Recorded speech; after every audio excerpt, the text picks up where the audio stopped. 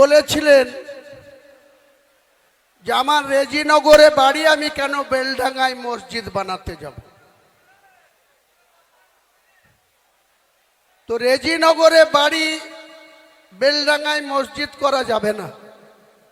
এটা কোন সাংবিধানিক কথা, কোন মুসলিমের কোরআন হাদিসের কথা?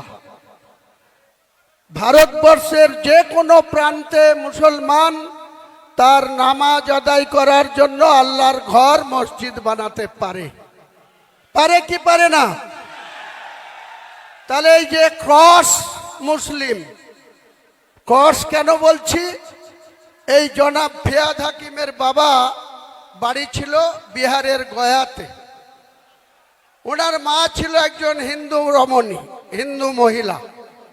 তিনি আর পৃথিবীতে নেই, মৌলানা আজাদ কলেজের অধ্যাপিকা ছিলেন।